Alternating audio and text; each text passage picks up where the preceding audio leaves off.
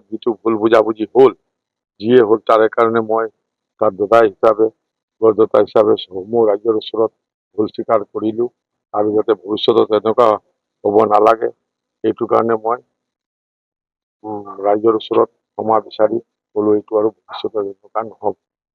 কাৰণ এতিয়া আমিতো ডাঙৰ মানুহ নাছিলোঁ, যে ল'ৰাই এনেকুৱা কৰি কিবা এটা হ'ল আমি দেখাও নাই। ইয়াৰ কাৰণে মই সমূহ ৰাইজৰ ওচৰত সকলো ওচৰত মই ক্ষমা বিচাৰিলোঁ।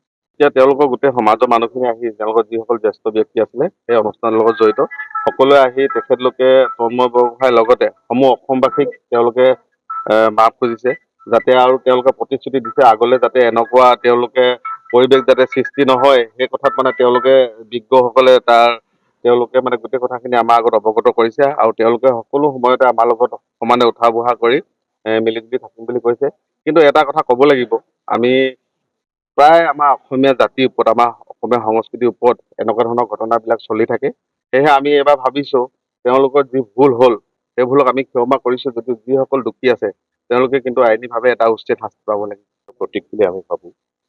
আজি সমন্বয়ৰ হেতু থকাৰ কাৰণে ইয়াত বিভিন্ন জাতি জনগোষ্ঠীৰ মানুহ আছে, কিন্তু থলগিৰি মানুহখিনিৰ ওপৰত যেতিয়া অন্যান্য জাতি জনগোষ্ঠীৰ মানুহখিনি আমাৰ সাংস্কৃতিক দিশতে হওক বা অন্যান্য দিশত যেতিয়া আমাক আক্ৰমণ কৰিবলৈ যাব বা আমাৰ বিৰুদ্ধাচৰণ কৰিব, তেতিয়া কিন্তু আমি ৰৈ নাথাকিম। কথাত আমি আটাইতকৈ দুখ পাইছোঁ এই ঘটনাটোত যে এজন শিক্ষক হয়, আজি তন্ময় বৰগোহাঁইৰ দেউতাক এজন শিক্ষক হয়। সেই শিক্ষকৰ ঘৰত আহি তেখেতলোকে আমি বাকী ৰাস্তাত কি হৈছে আমি সেইখিনি কথা ক'বলৈ নাযাওঁ, কিন্তু ঘৰত আহি গেটত যেতিয়া তেওঁলোকে আহি ঘূৰিয়াই মেলি এনেকুৱা এটা উপদ্ৰৱ কৰিছে আমি সেইখিনিতে দুখ পাইছোঁ।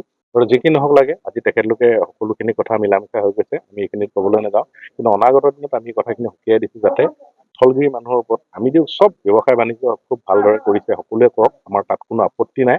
আমি সকলোৱে সমিল মিলেৰে থাকিব বিচাৰোঁ। খালি থলগিৰি মানুহৰ ওপৰত যেতিয়া আক্ৰমণ হ'ব তেতিয়া কিন্তু প্ৰত্যাক্ৰমণ হ'ব।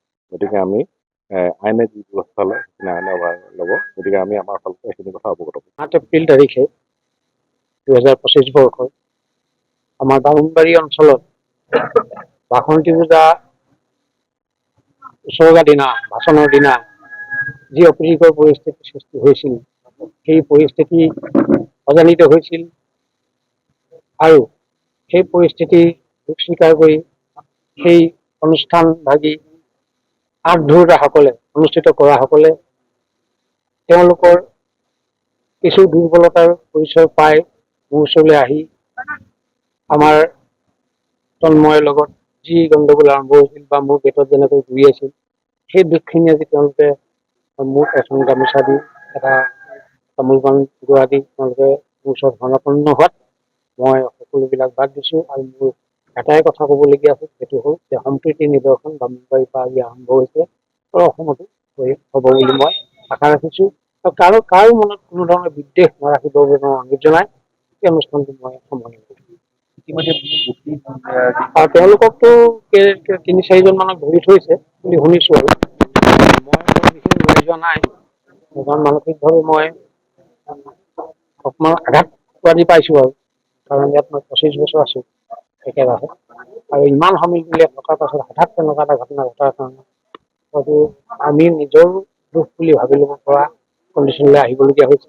গতিকে এতিয়া সেইসকলৰ আইনৰ ভাগে যাব, তাত মোৰ ক'বলগীয়া নাই, কিন্তু আমি আমাৰ সমাজখন সামাজিকভাৱে জীয়াই থাকিব, এইটোৱে মোৰ লক্ষ্য।